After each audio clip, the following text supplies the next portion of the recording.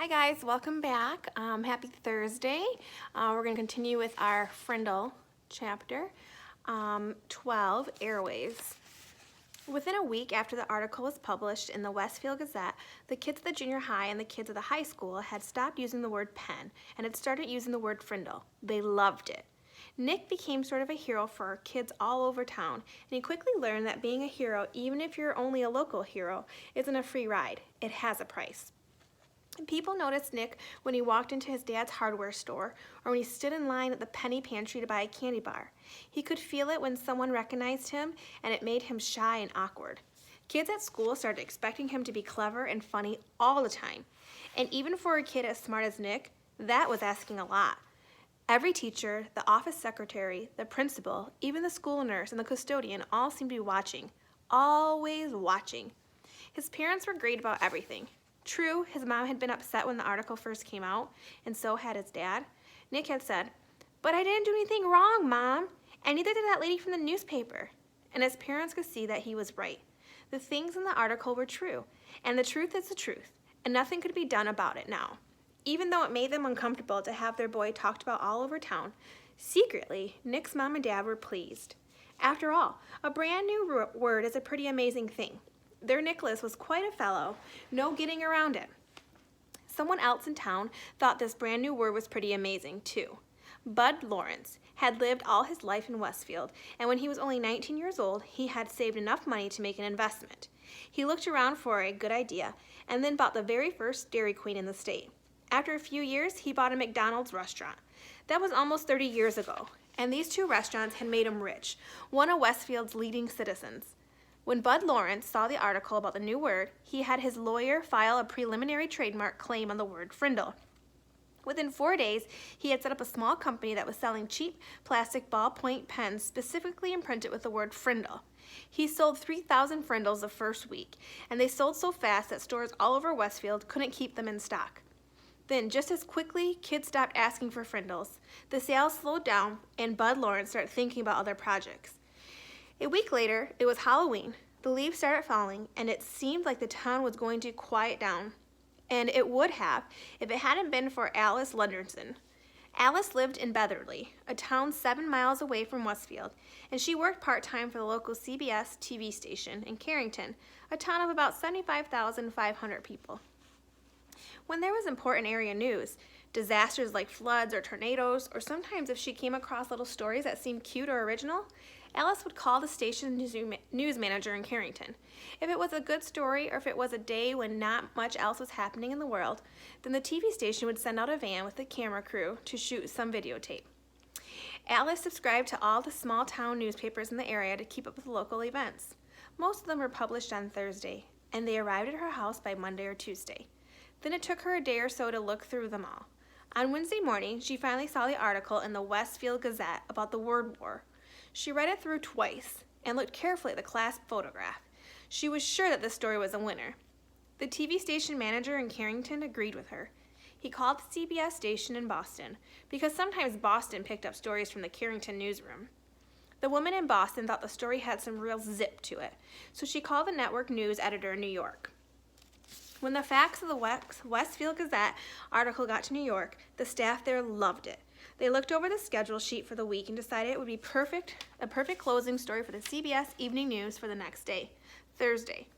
Orders flew back through the telephone links from New York to Boston, to Carrington to Betherly. By Wednesday at noon, Alice had a go order to take the story all the way. It was her first piece to get onto the national news, and 20 million viewers would see it.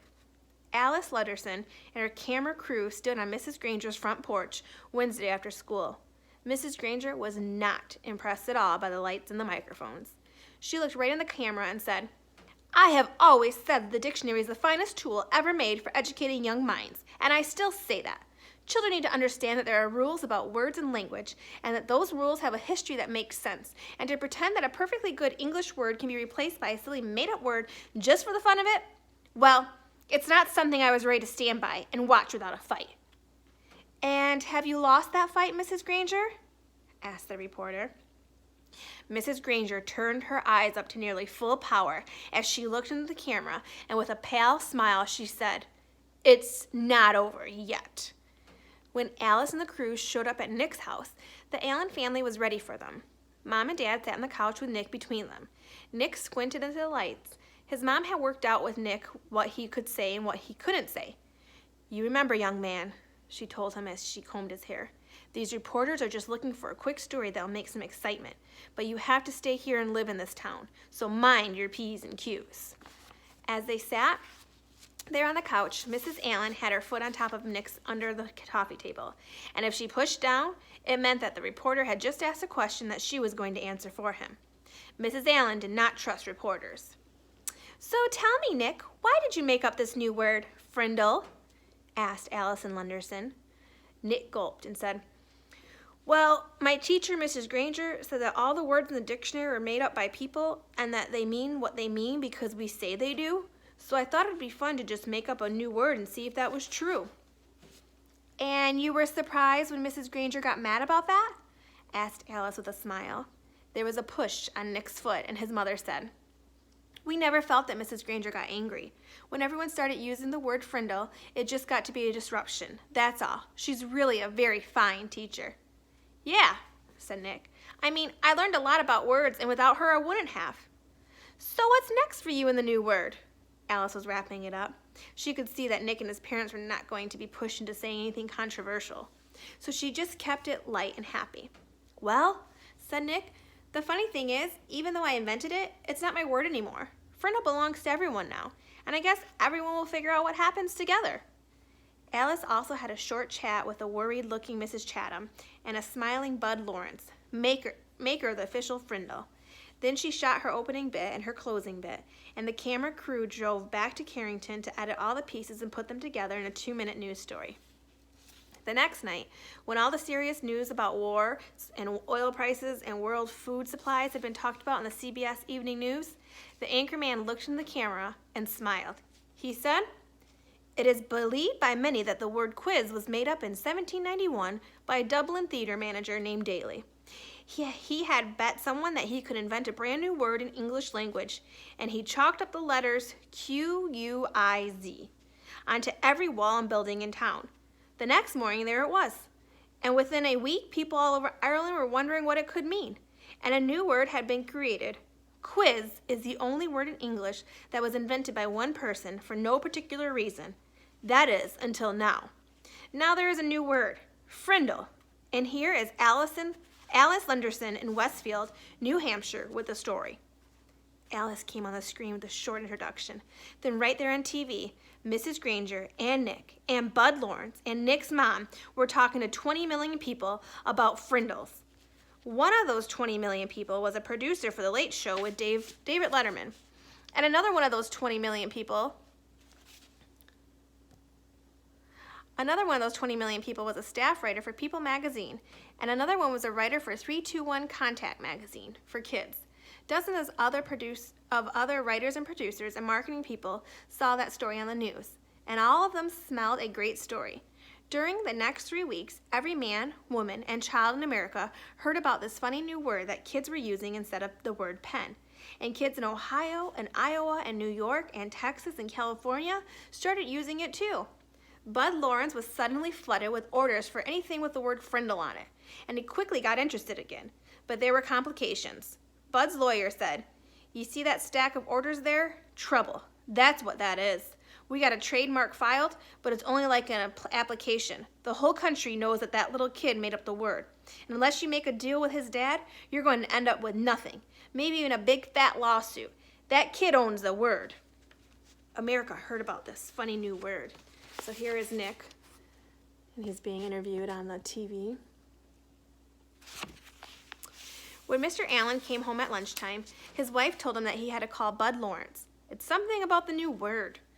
This was good news. This was not good news to Tom Allen. He was sick and tired of all the fuss, and being away from the hardware store so much while all this nonsense was happening had put him weeks behind on his paperwork. He'd be lucky now to get his Christmas order in time. Even though he didn't really want anything to do with it, Bud was an old friend. So on the way back to the store, Nick's dad went to Bud Lawrence's office. "Tom, good to see you," said Bud.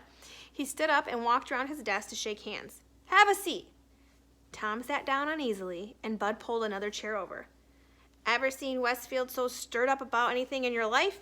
You and Ginny must be pretty proud of that boy of yours. Bud couldn't remember Nick's name. Tom shifted in his chair and nodded. Yes, he's quite something, that's for sure. But I tell you, Bud, I'm ready for it all to just die down and blow away. Too much fuss. Instantly, Bud saw how to get what he wanted. Well, Tom, I'm afraid it's not really going to go away. That looks like something started up, and people are real interested. You probably saw those bright red ballpoints around town with the word Frindle on them. That was my doing, just testing the waters. But your boy, he owns that word. I got my lawyer to apply for a trademark a few weeks back because that's just the way I am. New thing comes along, I like to be right there in the middle of it. He grinned at Tom Allen, and Tom smiled back weakly. Right now I got a shirt printer in Massachusetts and another one in Chicago and another one in Los Angeles making t-shirts with the word Frindle above a picture of a pen. I mean, a Frindle. Each supplier has ordered so far for over 20,000 shirts. Profit in every one of those is going to be $2, maybe $3. And I'm talking with some big pen and pencil companies in Hong Kong and Japan about a deal that could be worth some real big money. They've seen this Frindle thing in the media and they want to buy the rights to the trademark and make a new line of Frindles for kids. I'm not kidding. This is a hot idea. Bud guessed right. Just the thought of all this made Tom shrink back uncomfortably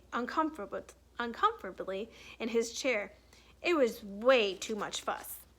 Tom, let me be direct with you. As the boy's guardian, you need to do the right thing about all this. I like to see where all this is going to go. I'm going to take some risk, spend some money, see what happens. But I need your permission.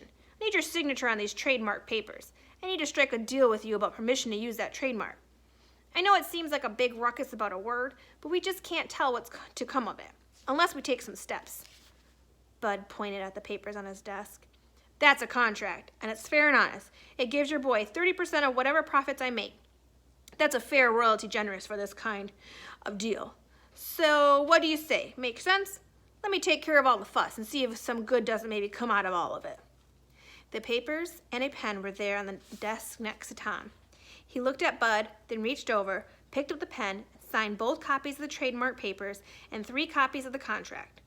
I've got no reason to doubt you one bit, Bud, and I sure don't want to mess with any of this myself. Is that it? He asked, standing up. Not quite, Tom. Here. Then Bud Lawrence handed Nick's dad a check for $2,250. What's this for? That's what I owe Nick for the sales of the Frindles from the first 3 weeks, explained Bud with a smile. Tom looked at the check and said, This is terrific, Bud, and I'm really glad about it because it'll sure help with Nick's college. But I wish you'd just keep this between us. If Nick knew, he'd probably stop mowing lawns, and I'd never get him to save another penny. So just between us, okay? Bud said, Sure, Tom, I understand. Just between us. And they shook hands. Mr. Allen left Bud's office and walked across the street to the savings bank. He set up a trust account for Nick, and the bank manager said he could make arrangements with Mr. Lawrence so any other money would be deposited automatically. That sounded good to Tom Allen. If he never heard another word about it, that would be fine. As Nick's dad walked slowly back to the hardware store, he wondered if things were ever going to be the same again in his quiet little town. That is the end of that chapter. I hope it recorded everything because there was a thing that popped up said I had a low battery. So hopefully it didn't mess up the video. I hope you are all doing well and maybe getting some exercise in this nice weather. And I guess I'll see you later. Bye. Love you.